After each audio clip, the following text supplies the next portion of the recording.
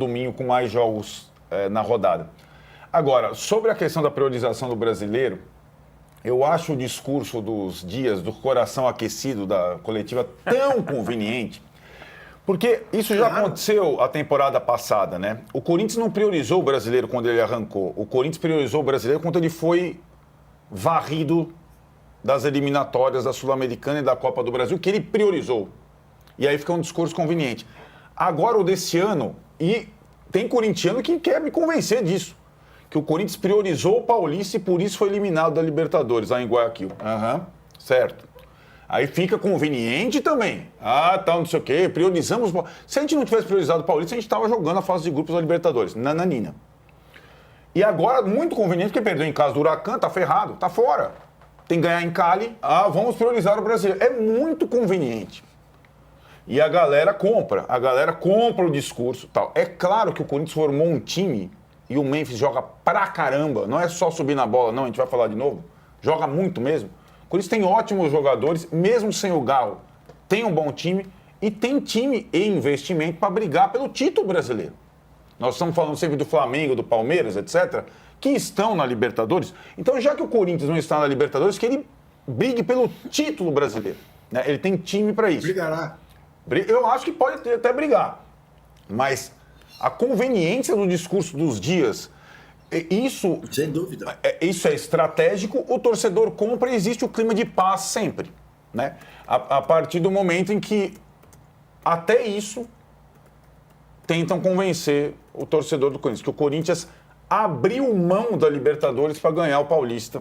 Realmente é um pouco demais. Mas alguém que acredita nisso é de uma ingenuidade. Mas o corintiano está comprando. Agora o cara quer ser ingênuo, vai ser ingênuo, entendeu? Quer acreditar em Papai Noel, Coelhinha da Páscoa, Boitatá, é um direito dele, né? Acreditar mula sem cabeça, no que ele quiser acreditar. Porque realmente é um negócio bizarro um negócio desse. Também com a condescendência de boa parte da mídia que cobre o Corinthians, que alimenta essa narrativa. Agenda positiva. Que turbina a agenda positiva, né? Com argumentos tacanhos. É só pegar a escalação que jogou lá em Guayaquil, quando o Memphis perdeu um gol cara a cara com o goleiro, já estava 1-0. Aliás, o Memphis define jogos menores. Jogos grandes, até quando definiu nenhum. Jogo grande, nenhum. Subir na bola e tudo, ele é muito bom. Né? Ele joga bem, concordo com o Arnaldo. É um ótimo jogador. E no sábado tem um detalhe que não pode passar em branco. A escalação do Fábio Carille. A minha dúvida é se ele que decidiu ou se houve um acordo com a diretoria para colocar um time quase reserva, cheio de reserva, quase reserva, né? Time misto do Vasco contra o Corinthians mais forte, motivado, porque ganhou um campeonato, na estreia com o time reserva empatou na Bahia. Então o Corinthians vinha bombado, animado, e o Vasco vai e coloca aquele time em campo com o Lloyd Augusto de saída. Como é que alguém contrata o Lloyd Augusto? Você sabe da história, né? Ele fez uma live lá, não, eu quero jogar no Vasco, essa história do Vasco, contrataram o cara. Aí o Pedrinho deu uma entrevista, não, porque nós analisamos. Então quem que analisou? O cara não tem nível para jogar no Vasco da Gama. Aí o Lloyd Augusto é titular, o Verratti no banco, o Nuno Moreira, que foi uma boa contratação até agora, no banco, o Hugo Moura, que bem ou mal é o titular no banco. Peraí, cara. Em pouco tempo estava 2-0, poderia estar mais. Ecoa na minha cabeça a frase do Pedrinho. Temos um elenco top 8 no Brasil. Ainda teve isso. Olha o retrato do jogo de ontem. De sábado. O Vasco se ofereceu para ser surrado no sábado. E era para ser goleado demais. Que maldade perguntarem pro Fábio Carille se ele concordava com o Pedrinho, que disse que o Vasco tinha o 8º elenco do Brasil. Ele olhou pro repórter como dissesse: ô amigo, aí não, né? Você quer o quê? Que eu diga que eu discordo do presidente? Calou. Ele não disse nada, Até porque... Mas essa é uma boa pergunta, né? Capaz de chegar lá alguém e falar, não, estamos aqui vascaínos. Não, eu sei, âncora, mas se eu estou no lugar do Fábio Carille, eu olho para o repórter e pergunto para ele: escute, em que rádio você trabalha? E ele diz: na Rádio Globo. E você concorda com a linha editorial da família Marinho? Tem razão. Mais ou menos, né, Juca? É isso. Mais ou menos, porque assim, se eu sou o Fábio Carille, eu escalo os titulares contra o Corinthians. Eu não escalo reserva. Eu não ouviria essa pergunta, porque quando ele escala os reservas, ele parece concordar com o Pedrinho. Ele deve achar que os reservas são bons, que o Vasco não poderia fazer elenco. Um jogo de igual pro Corinthians. O time titular do Vasco consegue fazer um jogo. O Vasco consegue fazer um jogo bem preparado, treinadinho, vai oferecer dificuldade. Agora, aquele time que ele pôs em campo, presa fácil. Gente, o Vasco não existiu. Como é que um técnico coloca um time para jogar os 9 últimos jogos contra o Corinthians fora de casa? O Vasco perdeu 8. quer dizer, é surrado pelo Corinthians aqui em São Paulo frequentemente. Vem aqui só para apanhar. Aí ele coloca o time reserva. E, assim, e o peso que ele tem dentro do Vasco como técnico me parece muito maior do que o do repórter, na rádio onde eventualmente ele trabalha. Ele tem tamanho para chegar e falar, não vou colocar. Se é que houve alguma orientação, não sei se houve. Se for a escolha dele, é pior ainda. Como pode? Quando eu vi a escalação, eu falei, cara, tem algum problema aqui. O que está acontecendo aqui? Aí começa o jogo rapidamente, né?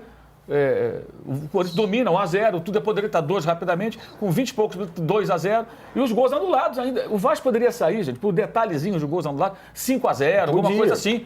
Era jogo para isso. Isso é muito grave, na minha visão, muito grave. Nessa altura do campeonato, não faz sentido. Se a gente estivesse numa semifinal de Sul-Americana... Terça-feira joga aí você pensa, beleza, amanhã vai joga poupar. com o Puerto Cabello. Vai poupar para jogar com o Puerto Cabello? Jogou com o Melgar, estava 3-1, tomou um 3-3. Em relação ao Carille especificamente, tem, como o Juca lembrou, a ligação umbilical dele com o Corinthians na formação. Ele saiu do Santos por conta de declarações.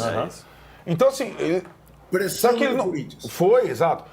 Você acha que ele não pode pensar, eu vou voltar à Neoquímica Arena? A minha carreira, eu estou tentando me desvencilhar desse rótulo de técnico do Corinthians. Eu vou lá e vou colocar o time inteiro reserva. É duro, hein? É duro, né? Você tinha chamado o Trajano, fala. Não, aproveitando essa conversa que entrou o repórter no meio, dá um parabéns para todos nós aqui, que hoje é dia do jornalista, dia 7. É mesmo, é? Tô com o coração aquecido, Trajano. Obrigado. Pô, que legal, não sabia. Muito obrigado, parabéns para nós. todo Hein? mundo. Boa. Vou fazer o seguinte, a gente falou no E começo quero aqui... falar uma outra coisa. Oi, pode falar. Não, mais um lembrete. Vou começar a chamar agora o nosso querido Arnaldo de John Travolta. Porque ele, no início do comentário dele último, ele falou sábado à noite nos traz muitas surpresas e tal. Isso, os embalos. Nos fez lembrar do filme, dos embalos de sábado à noite, do John Travolta. Aliás, o Mauro postou sobre isso, falando, né? Quando foi o filme, o Não, John não foi Travolta outro, tinha... foi o Grise. O John Travolta tinha 24 24 anos, eu lembro de eu tinha 30, ele fazia o papel de adolescente. Com o Olivia Newton-John, mas o Trajano, meu irmão, sabiamente mais novo, falou assim, Arnaldo, não poste nada na rede social aos sábados de noite. Mesmo que você tiver com a verve e tal, com jogos, etc., então eu não posto nada sábado de noite, domingo porque pode... os gatos são pardos. Domingo você pode ter uma reflexão melhor, né? Então, sábado de noite... Nada. A gente falou aqui no começo, todo mundo quase manchetou aqui, menos o Arnaldo, sobre a questão da pisada na bola. Pode e não pode. Então a gente vai fazer o seguinte, a gente vai para o intervalo agora e vai debater esse tema na volta do intervalo, mas estamos aqui no chat do YouTube e pedindo likes. Vamos chegar, então com audiência brutal hoje. Chama o Fernando. Vem, Fernando, já voltamos, não saia daí. Ok, galera mandando mensagens pra gente já. Espera um pouco.